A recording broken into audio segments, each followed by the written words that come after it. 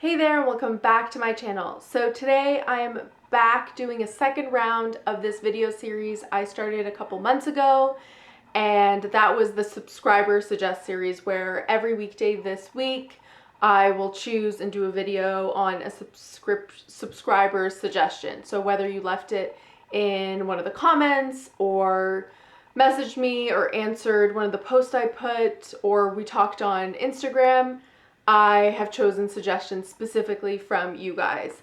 And the last time I did this, you guys seemed to really like it. I loved doing this, so I decided to come back, and this is the first video, so don't forget to subscribe so you'll be notified every time I put out a new video, and you can tune in every day this week for a new video, and maybe one of your suggestions got picked. And again, don't forget to follow me on Instagram so we can just talk more about fragrance, and you'll see the posts I put where I talk more about my fragrance of the day. We just chat more on there. So today's video is actually a suggestion from Susie Boros, so I hope you're watching.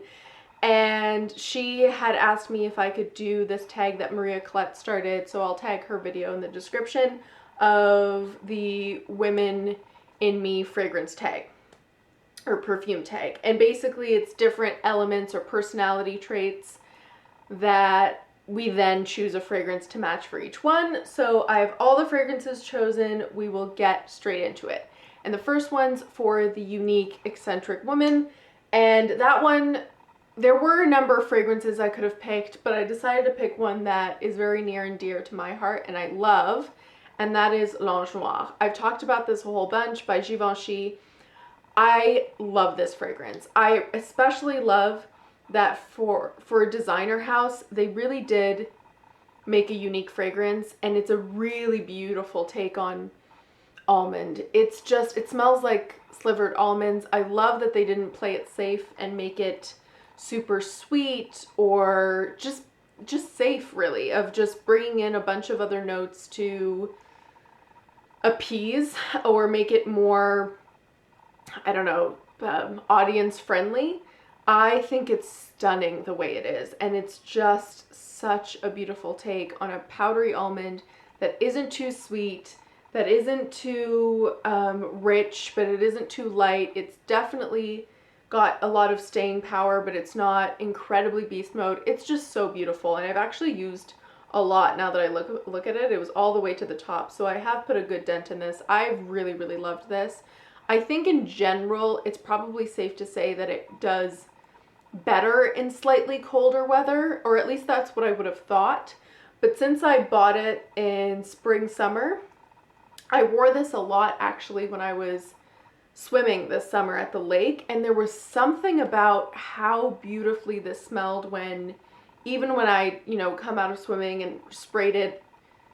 It wouldn't be a typical, like, not beach, but I mean lakeside or like water fragrance or summery fragrance. It wouldn't come to mind, but actually it just transports me to the better summery days that we had, obviously, in this incredibly different year.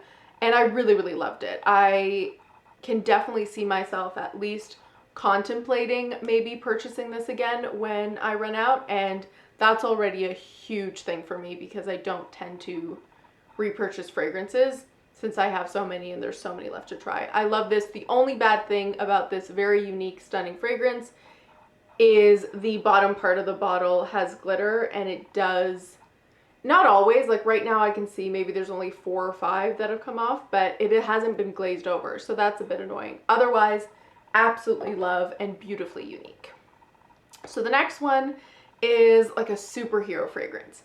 And this one I kept going back and forth. I was going to pick a rosy oud because I felt like that was strong and powerful and maybe something like Wonder Woman would wear. But then I was thinking maybe I'd choose something that was strong and powerful but also had a bottle that was a little more evoking of a superhero fragrance. And this immediately came to mind. So this is Aura Mugler, and this is the Eau de Parfum. And this is a very, I would say, at least somewhat of a polarizing fragrance. I know a lot of people love it and a lot of people hate it. It's minty and floral, which the mint can turn a lot of people off, especially the Eau de Parfum, which I think, I mean, it's obviously a lot more out there than the eau de toilette. The eau de toilette's more quote-unquote wearable, but honestly, I really prefer the eau de parfum. I want it to be out there. It's Mugler, it's Aura, and personally, I'm one of those people who like it. And it's got like a slight medicinal element to it as well. It kind of smells a little bit like a minty balm that you might use if you have like, I don't know, aches and pains, which I know doesn't sound amazing, but I really, really love it. And I like this bottle is very, I could see maybe like the female Hulk liking this, or just superhero-esque. It kind of looks like a beautiful heart shield. So that is my pick for superhero. And then the third one was a classy, like rich, sophisticated woman. And I had to pick this fragrance because so many people describe this as a rich lady fragrance. And I think it's very classy. I don't necessarily get rich lady, but I get a very classy, sophisticated woman. So that's Athalia by Parfums de Marly. I just love this fragrance, you guys.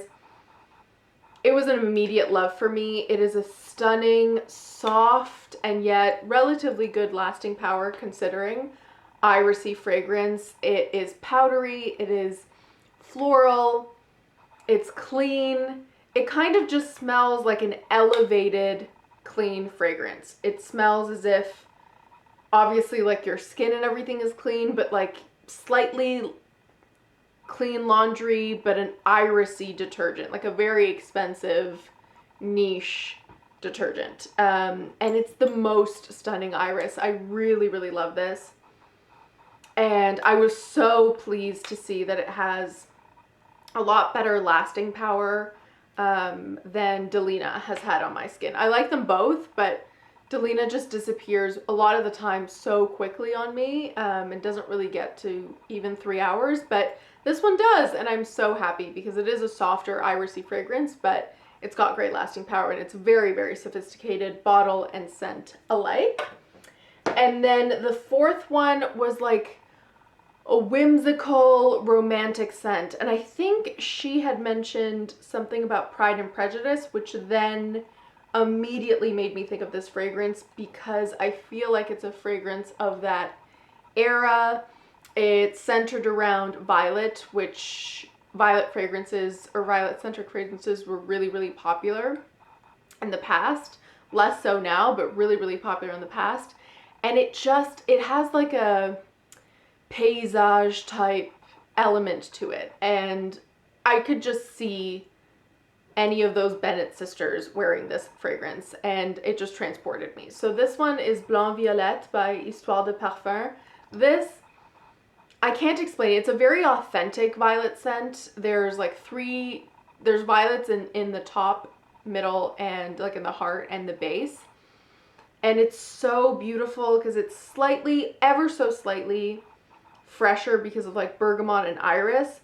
But then you get a lot of very, very like authentic floral iris. Incredibly floral to the point where it's almost a little green, but not quite. And then in the base, there's a little bit of musk as well.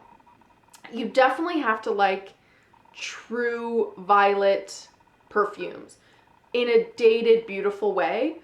But this is the quintessential fragrance when I was thinking of like a whimsical, romantic, something in the Pride and Prejudice, Jane Eyre era. I feel like this is the perfect one to come to mind. So that's Blanc Violette by Histoires de Parfums.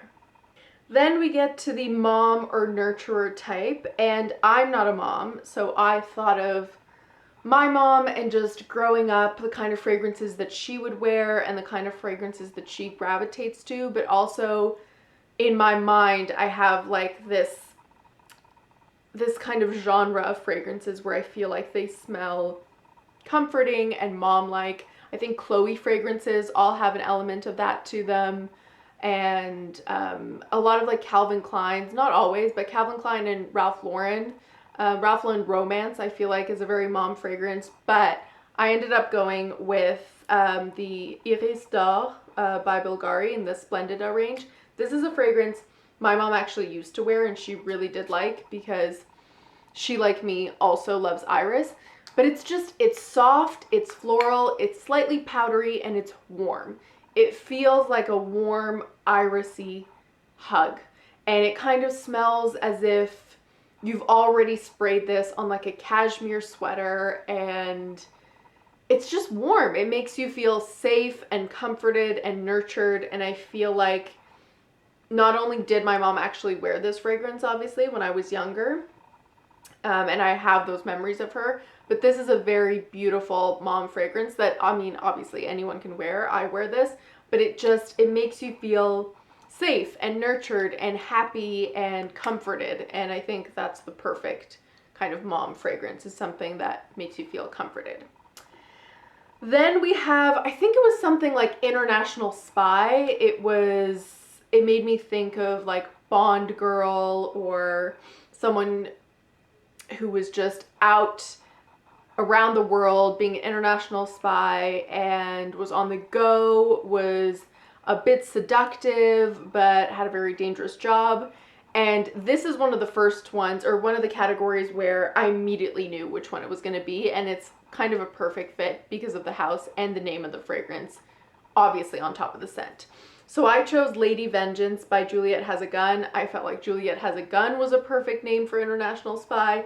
Lady Vengeance was perfect, and the scent is so nice. It's so evoking of that because it's seductive, it's a little mysterious.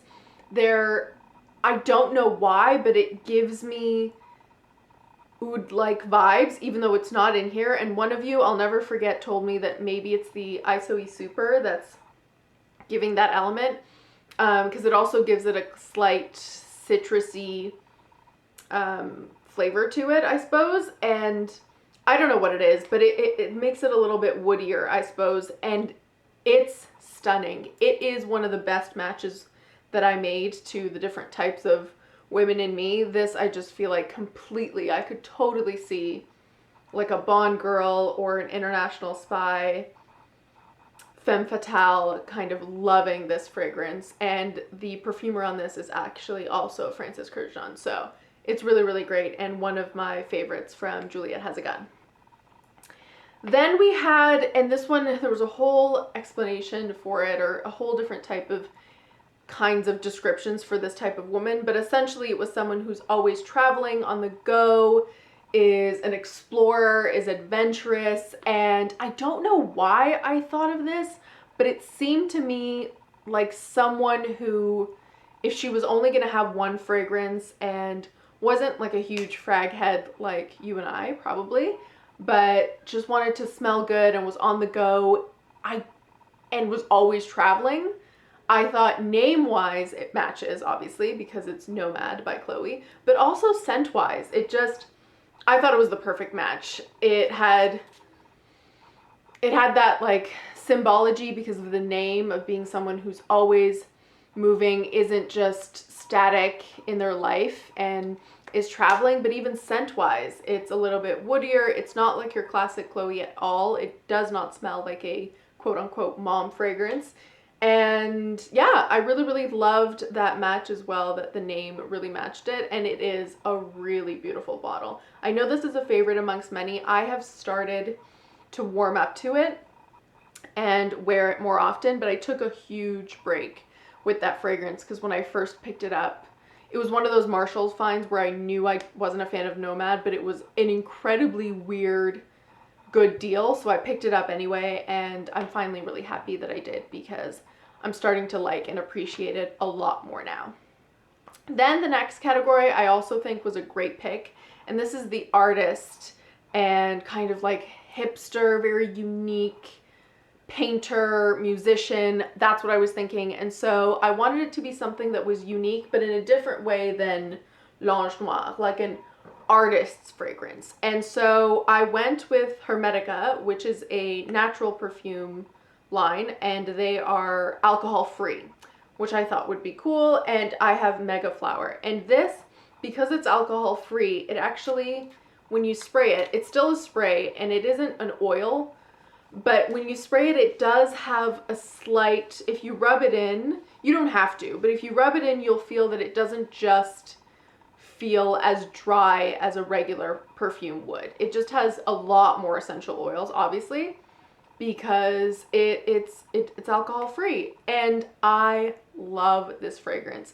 This was one of those random fragrances where I'd heard nothing about it, but I just saw it online and I picked it up based on the notes, and it was a perfect blind buy success for me. It has that kind of almond root beer-esque vibe that Hypnotic Poison has and Armani Code Cashmere and Satin have. They aren't dupes of one another, but it has that quality to it. It's definitely root beery, and I just love that. I absolutely love it. And because it's alcohol free, I find that it warms up on the skin in a different way. And it's not an oil, which I really like, so you can just go ham and spray it. And that's what I prefer, honestly. I don't really like to use oils as much as I can help it, obviously. And this is like a perfect medium where it's alcohol free, but you get to spray it. And then we go over to, this category was kind of like the boss. Someone that you saw was very sophisticated, but in like an office setting. And I always choose this fragrance for the boss. I've definitely chosen it for other tags that have had something like this, but I just think it's a very office, like director, classy fragrance. And that's Tiffany Co. I think it's Tiffany by Tiffany Co. It's just the original fragrance. It is so, yeah, I feel like it's safe if you don't overspray it. It's a safe office fragrance, but it's strong. It's floral, but it's not youthful. It's feminine, but it's not girly. And it's classy in a very like academic or business-like way. And even bottle-wise, I feel like it's very sophisticated. I think this is a really, really great office fragrance where you want to be impressive without being too out there, obviously. And that is definitely my pick for the Boss Woman. Then we get to the Happy-Go-Lucky Woman, and this one was so easy to pick. This is a fragrance that just makes me happy instantly, and that is Vanille Banane by Comptoir Sud Pacifique. This is candied banana and banana candies and banana medicine. I've talked about it so many times, and vanilla. It's super sweet, super like synthetic banana fragrance, and it is exactly what I was looking for. I absolutely adore it, and there's no way to smell this for me and not immediately smile. It is just such a happy, bright, shiny fragrance. That's the best way to describe it. It's totally off season right now, and I don't even mind. Sometimes at the end of the day, if I'm just wanting something to brighten up my day, I will go and spray this, and it's the perfect fit. I absolutely love it. Then the next one was like an elvish princess, or just like, I imagined fairies, something like a woodland fairy type thing. And I don't know why I was drawn into the Insolence range, but I knew I didn't want it to be the eau de toilette or the eau de parfum. I wanted it to be a lighter version, and I immediately thought of Eau Glacée. This is perfect. Bottle aside, I feel like it's just a perfect fit. It's got that original candied violet Insolence, but it's lighter, it's brighter, it's colder, and it's a little citrusy. And it's just perfect. I can totally see like Tinkerbell smelling like this, fairies from Shakespeare. It's like an elvish princess. It is the perfect pick for that.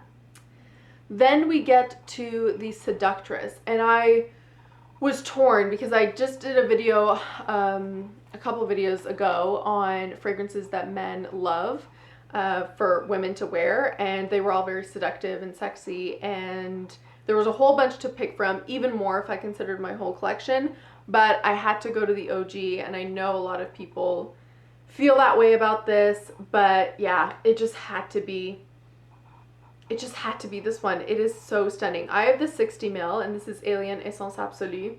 I think I'm gonna spray this actually. It is just warm and seductive and yummy, and I mentioned in that video, there is something different about this because I don't think the regular Alien is seductive in the way that this is. There are so many people I've met that are not fans of Alien and love this fragrance, and even though they're similar, it just has a gourmand, warm, like edible but richer quality to it, where it makes it more palatable to wider, I don't know, audiences or wider amounts of people.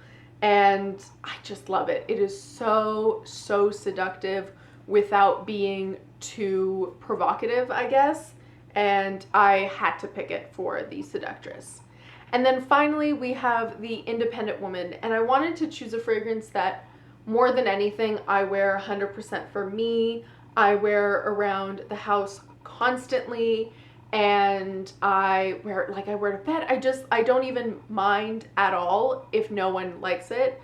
I would still wear this every day if I could. I really like this, and that is This Is Her by Zadig & Voltaire. There were so many I could have picked for this, but there was something about this fragrance. I don't mind. Whatever, I'll layer them. It's just so addictive. This also has that quality that I've talked about before, where I know a fragrance is special if I wear it one day and it has the quality where I immediately want to wear it the next day. This has that quality. It is so beautiful, and because of my undying love for this, I have constantly considered getting other fragrances by Zadig & Voltaire, but then I just hear so many bad reviews where this is the only good one, and I don't know what to believe. But if you're only gonna get one, do get This Is Her. I will say, I also picked it for the Independent Woman because I know it's polarizing. I know there's a bunch of people also that just cannot stomach this, that it turns metallic on them, or sour, or just is not their cup of tea.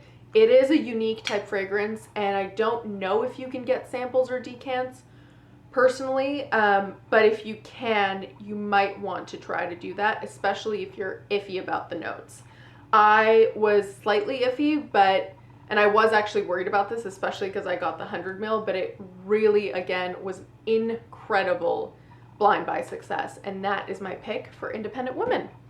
So I hope you guys enjoyed this video, and I hope you'll continue to tune in every day this week to see my other videos in the Subscriber Suggest series. Don't forget to like, comment, and subscribe. Follow me on Instagram, and I'll see you next time. Bye!